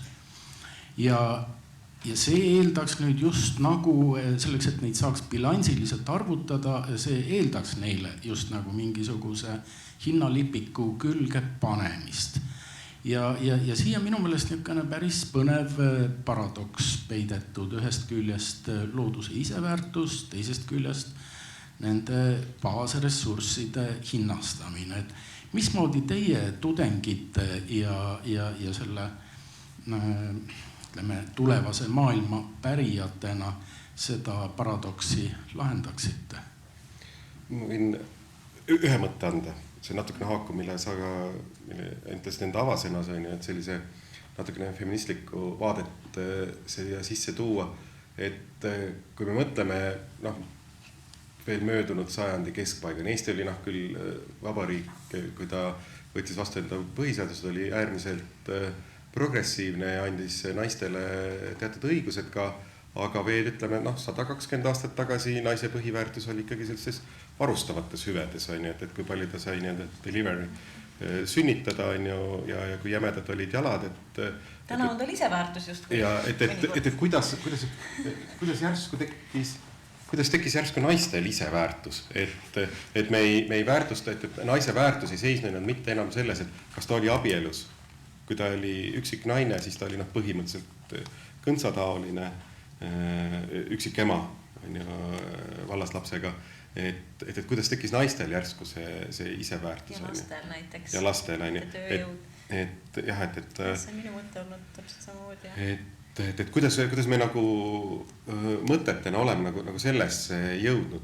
Just, ja see on ka see, kus diskussioon täna algas, et ma ei ole rahul selle loogikaga, et inimesed on nõus midagi väärtustama siis, kui see on nagu nende külmkapp. Et jah, aga mis teile tundub? No naiste koha pealt kindlasti see, et erinevat loodusest naistel on hääl. Saavad ju päriselt protesteerida, teha kõike võimalikku, aga just... Loodusel on üleujutused. No ja sellest oli viimases sirvis ka üks ilus artikkel, kuidas loodus ju võitleb hääletult, et me näeme, et miskit toimub ja loodus protestib selle vastu, kuidas me temaga käitume, aga minu just näiteks Eesti kontekstis on ka see, et see tundub kuidagi nii kauge ja abstraktne, meil ei ole siin nii suuri looduskatastroofi, et me tõesti nüüd vahetult tunneksime seda, et loodus tahab meile midagi märku anda, et miski on valesti. Ja samal ajal, kui me vaatame mingit loodustokki, kus ongi mingid meeletud metsatulekahjud ja ma ei tea, mis iganes ujutused, siis omast küljest, ma ei tea, mõne jaoks äkki see on hoopis esteetiline vaadata, näed ilus loodusfilm ja ta ei vaata seda üldse selle pilguga, et see on looduse poolne märk, et midagi on väga valesti. Et just see, et loodus on hääletu, ta ei ütle meile, et midagi on valesti, aga tegelikult ta annab omal moel märku, aga me lihtsalt oleme siis nii rumalad või pimedad, et me ei taha sellest aru saada. Et võib-olla ongi see, et me saame aru, aga me ei taha tunnistada endale. Et võib-olla selle aspekt on ka oluline. Ja tegelikult ka see, kuidas naised siis on imekombel järsku tähenduse omandanud, on ju hea tõestus selle kohta, et me saame ontoloogiliselt ümber hinnata neid erinevaid asju või erinevaid kontseptsioone või väärtusi, et üldse, kuidas me tajume nagu mingisugused olemist. Jah. Ja see, ma võtan sellest kinni, et see on ka nagu see mõtlemise arengu keskne küsimus. Ma üks lemmikteadlane Chi on ta nimi. Et tema ütleb ka, et kõige suuremad väärmõisted, mis inimestel on või misconceptions või väärarusaamad, on just ontoloogilised väärarusaamad, mis on need, et sul puudub kategooria. Et mitte see, et sa saad valesti aru või sul pole faktiteadmist või sa oled näiteks valesti kategoriseerinud, arvad, et vaal on kala, vaid et sul puudub kategooria. Ehk siis kategooria, ma arvan, et me võime tuua ilmselt leida mõne näite, ilmselt seesama pestitsiid võib mõne jaoks olla see, et tal puudub kategooria, et see üldse on mingisugune asi, et see on üldse olemas, eks ju, et see on kuidagi ohustav. Et ma peaksin selle peale mõtlema üldse, et seda ei ole mu maailmas, et seda ei ole mu maailmas. Ja et kuidas ontoloogiliselt, et ikkagi me jõuame välja, mina jõuan alati välja muidugi siin, mitte meie, aga mina, et selleks, et kategooria saaks tekkida, sa pead ikkagi hakkama eristama seda kategooriat teistest nähtustest ja saama aru, mis tunnused tal on, aga selleks on vaja, et sina saad selle oma peas läbi ehitada, selleks on vaja et kui meil oleks 12 aastat sellist õpikonteksti, kus ühtegi teadmist ei anta, sest seda ei ole niikuinii võimalik ja selline kiirustav materjalide ettelaulmise õppimine on täielik ajaraisk, on ja, et see kiirustamine ongi ajaraiskimine. Et vaid need samad ontoloogilised kategooriad saaksid õpilased pidevalt eksperti abiga üles otsida, eks ju. Et siis meil tegelikult, et see on võimalik seda teha, nii et meil ei ole kellelgi küsimust erinevate inimõiguste kohta, on ju, vähemalt siin, et me suudame elada ilma orjandusliku korrata, on ju, kuidagi läbi häda, eks ju. Ja me järgime hügieenireegleid, need on kõik täpselt samasugused ontoloogilised hüpped, mis on meile tekkinud kategooria isikud. Tahtsin öelda, et tegelikult on ju juriidiliselt hakatud andma teistele eluvormidele või pigem kooslustele õigusi ja minu arust on see väga hea, väga oluline, see on ka väga normaalne, et ei pea üldse küsima, et kas see on õige, sest et muidugi on loodus või nii palju, mis meil on bioloogilist päritolu, et mis siis sellest imelik on, kui meie anname midagi vastu. Et see ongi nii loomulik, meil on üksteist vaja ja juriidiliselt kaitsta erinevaid kooslusi, see on normaalne, see peakski olema tegelikult samm, mida globaalselt hakatakse täitma. See on natuke sarnane, võib-olla juristid tahavad kommenteerida, aga see on natuke sarnane sellele hinnastamise mõttele, et kui me teistmoodi ei saa aru, paneme siis hinnaga, kui me teistmoodi ei saa, ütleme siis, et ta on subjekt. Ja ma olen nagu nõus, et kui need on psühholoogia, et me võiks mõelda, et milline psühholoogiline mehhanism meiega töötab, eks ju. Aga et tegelikult jällegi olen suur optimist, on ja, et ma arvan, et selline, et igasugune asi, et kui on reegel või seadus, mis läheb vastuollu minu arusaamaga, et siis see reegel ju ei tööta, on ju, keegi ei järgi piirkiirust, kui see ei lähe kokku tema väärtuste ja arusaamadega. Aga kui on reegel, mis läheb nende kokku, et siis arusaama nagu oluline, et kuidas kasvatada ikkagi pigem seda arusaama, et tõesti see loodus ongi subjekt. Et eks siis, et me teame, et motivatsioonipsühholoogias on see, et kui ma tahan nagu inimesi enda kampa saada või tahan, et keegi õpiks minu käe all midagi või tahan, et minu, ma ei tea, mingisugust, mida töötajad teeksid minu asja ja ma tahan head suhet kellegagi, siis esimene reegel on, et vaata olukorda tema perspektiivist. Ja mitte mina tema perspektiivist, vaid tema perspektiivist. Püüa aru saada, kuidas tema sind tajub, et võta tema vaatenurk. Et huvitav, kas loodusega saaks ka teha nagu seda harjutust, et aga võta tema vaatenurk, võta rähni vaatenurk. See on ju sellise enesemääratuspädevuse harjutus on ju, et midagi tegelikult koolis peaks nagu tegelema, aga et Peetrile esitatud küsimusele nagu vastuseks, et jah, et meil on ju tegelikult 90-ndatest aastatest saadik olemas Ameerikas välja töötatud ja siiamaani kuidas arendatavad metoodikad selle kohta, kuidas ökosüsteemidele omastatakse siis selline rahaline või majanduslik tähendusväärtus, mis oleks siis aluseks otsuste tegemisel, et kruusakarjäär selle kõrval oleks võimalik kuidagi hinnata ka selle torikseene väärtus siis on ju. Et on erinevaid meetodeid püütud leida, kuidas seda kuidas loodusväärtust majandusinimestele selgitada, et kuidas seletada kunsti surnud jänesele. Et sellega püütakse tegeleda ja et ta toob kaasa mingisuguse lahenduse meile praeguse sellises loodusressursside majandamise võtmes, et mingisuguseid otsuseid tehes siis tekiks natukene tugevam kaalukeel ka sellistele väärtustele, et loodusele äkki võiks olla meil mingisugune meie tervist, vaimset tervist, füüsilist tervist ka niisama hoidev väärtus, et anname talle siis ühe hinnasildi juurde.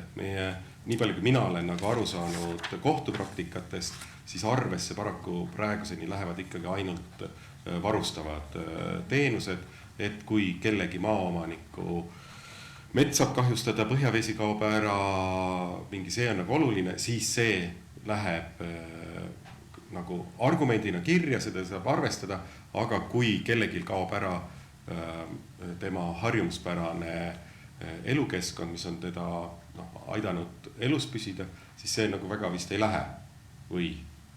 Juristid võivad kommenteerida, et see jõgedele ja elupaikadele õiguste andmine on jah selline õigusteaduse väga abitu katse teha midagi sarnast, mida siis majandusteadlased püüavad teha nende hinnastamispoliitikate kaudu, et kuidagi muuta inimestele arusaadavaks või tõlkida siis sellesse keelde, mida just nagu me eeldame, et kõik teavad. Aga erinevalt võib-olla psühholoogiast ja filosoofiast ja semiootikast ja sotsiaalteadustest mulle tundub, et juura on nagu väga palju maha jäänud selle ökosüsteemide ja komplekssüsteemide tajumises, et mul hiljuti oli juhus kuulata, kuidas Eesti sellised kõrgemad õigusteadlased, kõrgemad riigiametnikud arutlesid keskkonnaõiguse teemade üle ja on ilmselge, et õigusteadus täna ei tunne ei komplekssüsteeme ega kumulatiivsust ega mittelineaarset kausaalsust. Ja seda ka ei kompenseeri inimeste, kes õigust rakendavad ökoloogia või loodusteaduste alased teadmised, seda, et õigus seda ei tunne.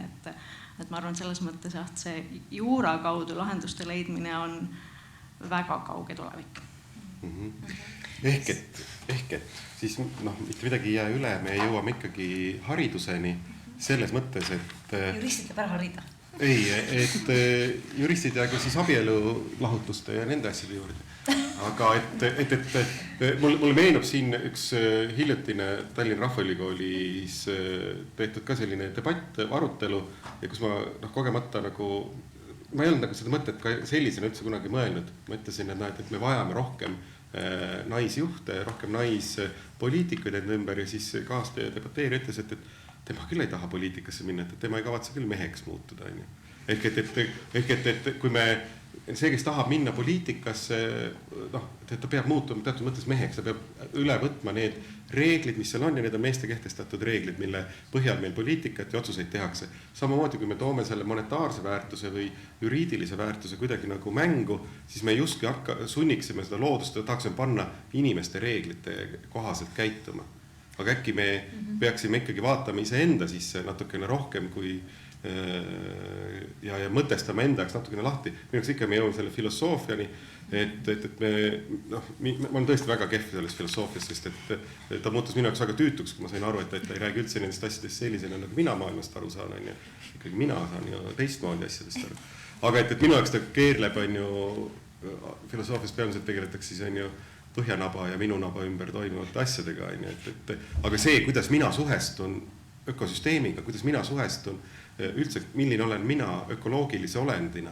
Mina ei ole kohanud seda, kui te oskate mulle anda kirjandust, et kuidas seda käsitleda mina kui ökoloogiline olend, kuidas seda ennast tegevust mõtestada, siis ma tahaksin teada. Aga ma jõuan kohe ka siit meie haridusesüsteemi juurde. Ma tegelen praegust ühe kooli õppekava kokkupanemisega ja ma olen vaadanud läbi siis riiklikud õpieesmärgid või õpitulemused, kuhu õpilane peab välja jõudma.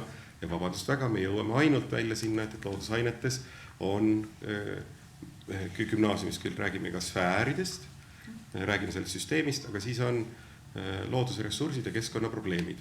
Ehk et loodus taandatakse endiselt meil hariduse süsteemis nii-öelda delivery, et anna meile need teenused ja kurat tal tekivad mingid probleemid sellest. Ehk et kui kaua meil saab olla kellegiga suhe, kellel on kogu aeg, nii kui ma midagi tahan, tal kohe tekib mingi probleem. Et äkki on minu suhtumises probleem, et äkki me ei peaks ootama, et meile antakse mingisugused armuande või et me ise võime sealt käia võtmas. Ehk siis tegelikult see mudel siin taga... see mudel siin taga ongi see, et me üritame nagu suruda peale loodusele, mis on ikkagi iga nagu suvaline pärn on meist 100 korda nutikam, on ju. Et surume peale talle majanduslikku mõtteviisi, no ei lähe. Surume juriidilist mõtteviisi, surume ta juriidilist süsteemi, no ei lähe. Et äkki peaks vastupidi mõtlema, et äkki üritaks nagu ise oma mõtlemist suruda nii põnevaks ja ägedaks, nagu see loodus on. Ja ma hakkasin mõtlema, et seesama, et miks minu jaoks nagu lõpuni ei lenda see ökosüsteemi teenuste hinnastamise mõtteviis või et mõte, et õhk on väärtuslik, kuna me teda hingame või et iseväärtuse mõte on see, et ta on väärtuslik ka siis, kui me teda ei hingaks. Et esiteks see ei võta arvesse väärtusi, mida me veel ei tunne. et sellel süsteemil võib olla väärtusi, mida ei ole teadusel välja uurinud, eks ju. Ja lihtne näide on seesama keskkonnapsühholoogia, kust hästi palju on tulnud ikkagi viimase 20 aasta jooksul uurimusi, kuidas looduskeskkond ikkagi objektiivselt täiesti taastab inimese siis seda täidesaatvat funktsioneerimist või aitab nii-öelda nendel funktsioonidel uuesti saada nagu töövõimeliseks. Ja jällegi see on selline teenus, mida me võib-olla varem nagu ei osanud varustavaks teenuseks või üldse kasulikuks lugeda. Ja teine mõte on see, et miks mulle nagu tundub, et see ökosüsteemi teenuste idee on vaheaste ja see ei ole see, millega ma olen rahul. Et inimene on ikka täpselt nii loll, kui lolliks me teda peame, kui rumalana me teda kõnetame. Et kui me ütleme, et sa oled, nagu sa oled, et ega sa millest peale raha ju aru ei saa. Et läheneme selle tasemel, millal sa oled võimeline mõtlema, et sul on ainult need, sa hindad ainult nagu sellist materiaalset väärtust ja sa nagu võib-olla seda peent süsteemi või seda ilu seal taga kindlasti näha ei oska. Et me näeme, et see tegelikult ju ei töötagi. Et niikuinii torikseenel mitte kunagi ei ole seda siin ja praegu tajutavat kõrget hinda, mitte kunagi. Et me peame lähenema sedapidi, et unusta ära, et me üritame torikseent hinnastada, et hakkame rääkima, kuidas ta on ennast seal sisse seadnud ja hakkame vaatama, hakkame seda, et ikkagi ma arvan, et kui õppida hästi aeglaselt ja rahulikult on ja, et juba selles, sa ise ütlesid välja, seda looduse iseväärtuse ideed ei ole haridussüsteemis sees. See oli minu hüpotees, et seda ei ole seal. Ei, seda ei ole. Ja ma ei ole üldse kindel, õnneks sina viitsisid lugeda. Ma ei ole üldse kindel, et millises nii-öelda aines seda käsitlema peaks. Kõigis. Kas see peaks olema bioloogia, geograafia, füüsika? Tead, inimõigused ei ole nii, et keemias on, aga kehalises ei ole. Et ma arvan, et inimõiguse viisakust me järgime igal pool. Et äkki see on ka selline teema, et see peaks ka igalt poolt läbi käima, nagu me oleme selles aines, meil on see aine, üritame teha. Ja sa tahad vist midagi öelda, Herko? Ja ma tahan, meil on üks küsimus on Facebookis, aga ma tahan enne ise küsida. Ma tahan teha selle hüppe, mida nagu nii-öelda positiivse tunnetuse ja emotsiooniga heitis hea biotoopia sõber ja kes esines Andreas Weber, et kui me räägime nendest, kui me räägime loodusest ja looduse iseväärtusest, et prooviks kuidagi seda loodust ka tuua siia. Ehk siis, et ma pakuks välja sellise väikse hüppe, et läheks nendest inimeste vahelistest suhetest korraks sinna loodusesse ja igaüks tudengid äkki alustavad, siin oli väga hea näide sellest puust, et tuua siia mõned need teised elusolendid sealt loodusest, et millised huvitavad suhted on teil olnud nende teiste elusolenditega ja mida te olete nende kaudu õppinud. Et see ju on nagu selle nii-öelda looduse iseväärtuse tunnetuse selline vundament, et kuidas seal ise olla ja käituda, mitte käituda siis, aga mida sa ise nagu oled kohanud, kogenud suhetes teiste elusolenditega? Siuke küsimus. Mingid lood. Ma võin võib-olla alustada, siis võib-olla mõni nägi seal Facebookis, mis tuli see, kus pidi valima nii-öelda enda looduses meeldiva koha. Ma tõin seal välja mere, täpsemalt siis Hiiumaa mere, kuigi see on igal pool seal ümber. Aga minu jaoks see ongi just see nii-öelda kuidagi see kindel objekt, läbi mille ma sain justkui enda väärtusest inimesena ja kuidagi ühiskonnast paremini aru. Kuna ma olin terve elu elanud niimoodi Hiiumaal, et ma sain, et meri oli kogu aeg olemas minu jaoks. Ja kuidagi kodus hästi palju mere ääres toodud ajupuust tehtud mööblit ja kuidagi alati oli see olemas. Aga mere ääres käimine polnud minu jaoks justkui selline eriline asi, vaid see oli pigem, et jah, et lähme nüüd perega ja oleme seal koos nüüd. Aga see on selle looduses olemise pärast, kuna looduses ma niigi olin palju.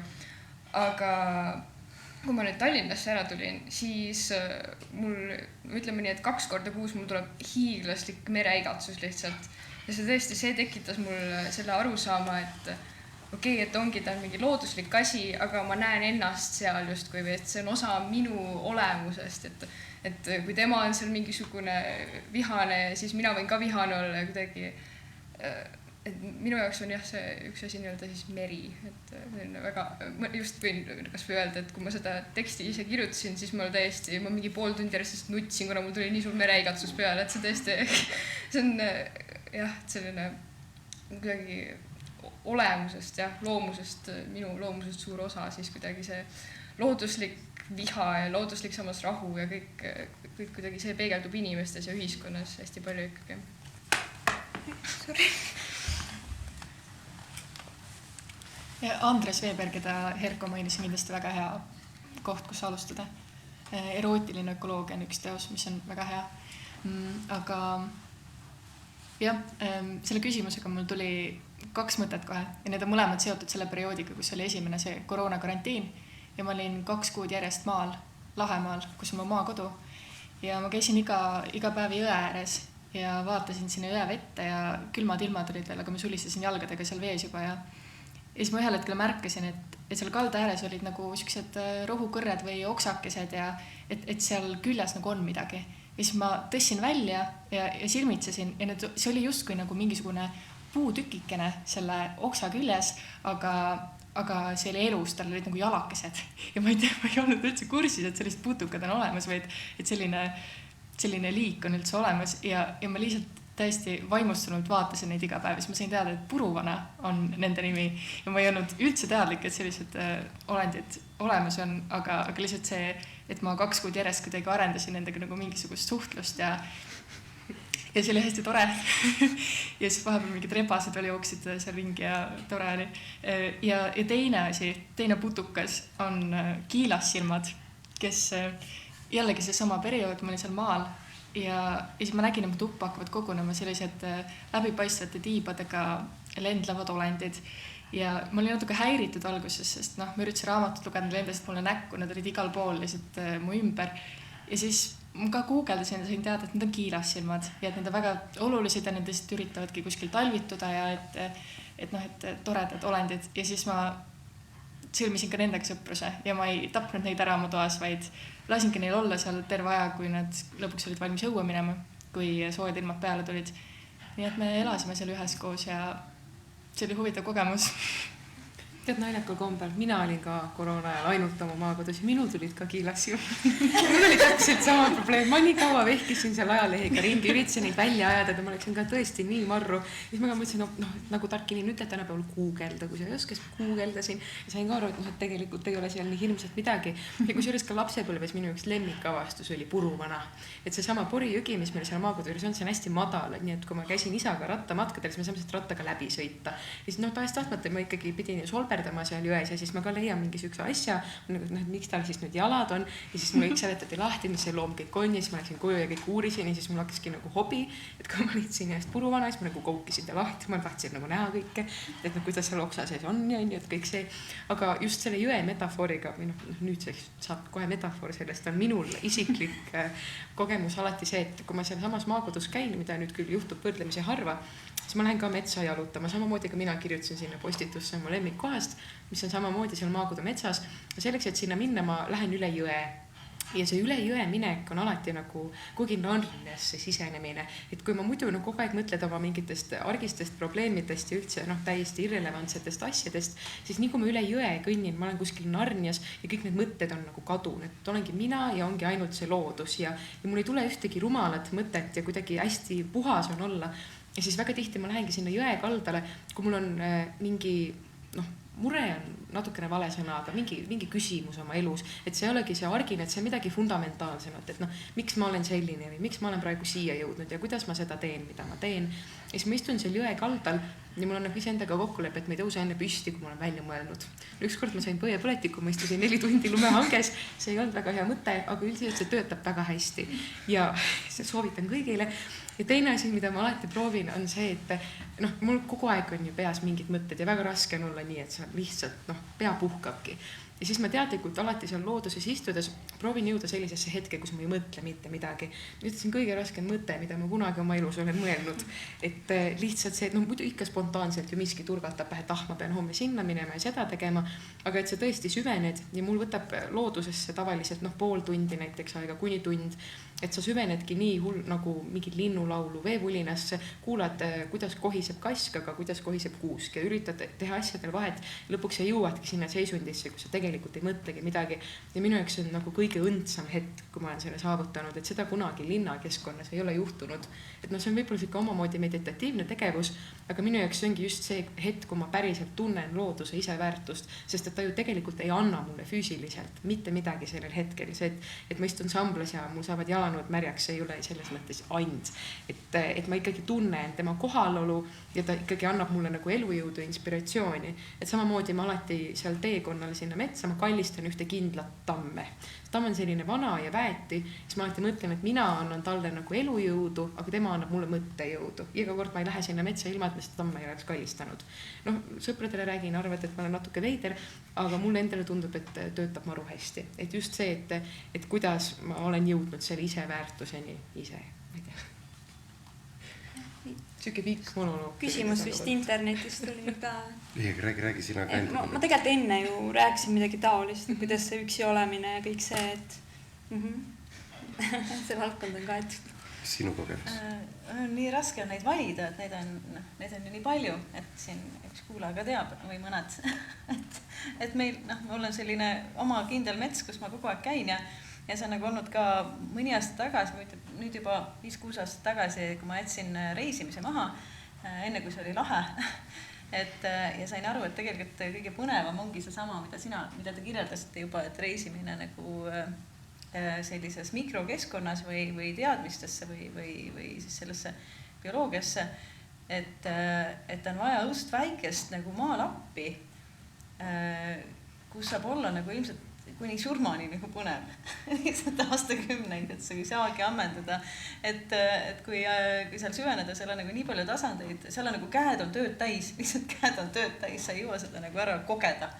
Et mul on näiteks üks lomp, kus ma sel suvel, et ma ütlesin, et ma määran ennast hulluks, et kui kohutavalt elurikas võib olla soine või soostub metsaalune, kus on siis lombid, just nimelt mitte allikad, aga just sellised väiksed mingil hetkel ära kuivavad alad, kui siis toimub selline nagu elurikkuse orgia, ma ütleksin, et see on lihtsalt nagu, see on kirjeldamatu.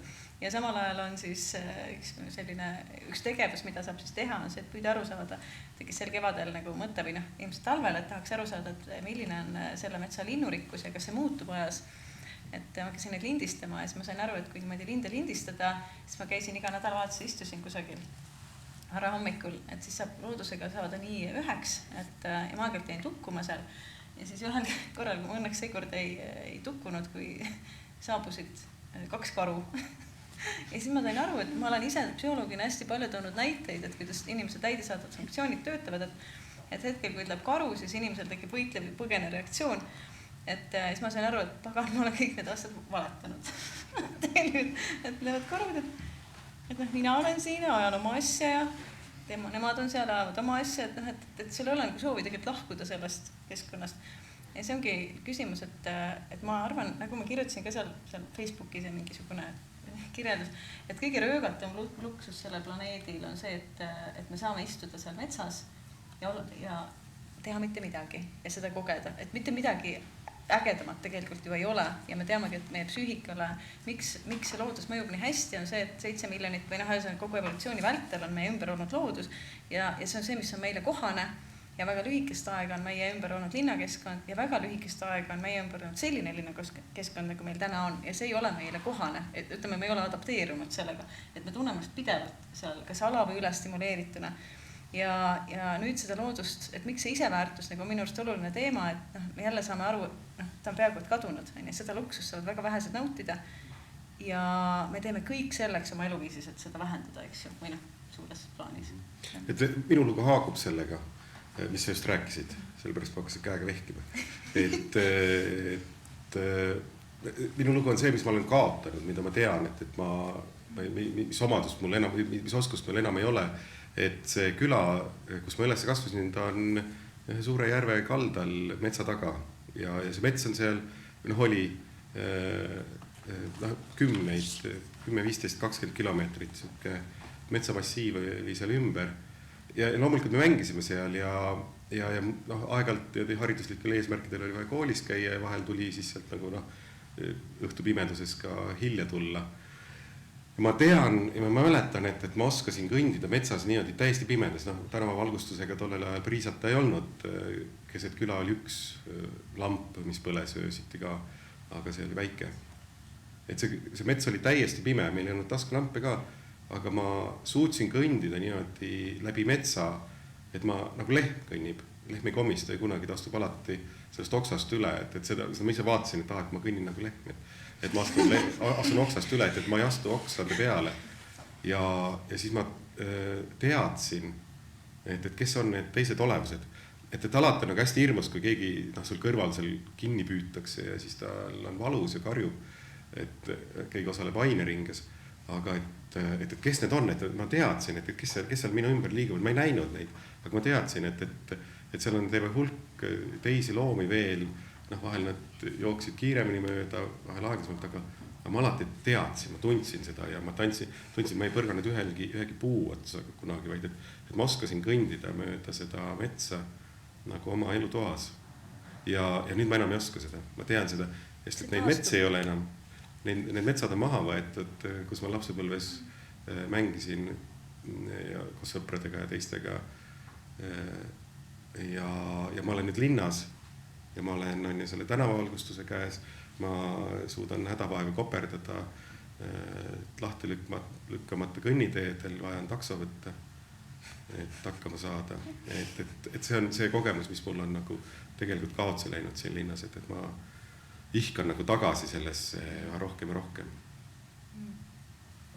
Ma sekkun. Meil hakkab aega otsa sama, aga meil on üks küsimus või kommentaar, millel on ka lõpus küsimus ja sellega võikski tegelikult lõpetada. Tulles tagasi algusesse ja emakese looduse fraasi, paljudel seostub emake loodus ise väärtusena, et see on midagi helget. Aga kui süveneda sellesse mõistesse, siis loodus on kui ema ja meie oleme lapsed.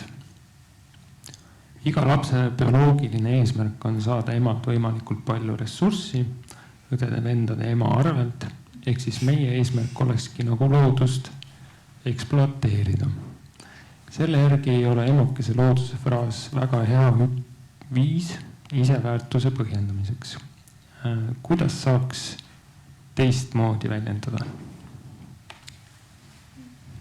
Mina ütleks, kuna ma juba tõin alguses ka selle sisse, siis ma ütleks, et ja mingis mõttes see on see, et justkui loodus kasvatab meid ja kuidagi läbi selle me areneme, et me võtame talt mingid teadmisi või oskusi või vahendeid siis, aga siiski vähemalt enamus juhtudel minu teada on ikkagi nii, et sa lõpuks ju aitad ka ema kaasa, et sa ainult ei võta talt lõputust, et kuidagi moodi sa ju ikkagi toetad ka omamoodi, näiteks oma vanemaid või siis, et ma arvan, et loodusega me oleme rohkem nii-öelda siis võtnud, aga nüüd võiks olla nagu see vanus meil siis kui inimkonnal, kus võiks nagu aru saada, et ka loodusel on vajadused ja meie saame aidata nendele kaasa, nii nagu on ka vanematega, ütleks vähemalt mina enda kogemusest. Üks asi, mida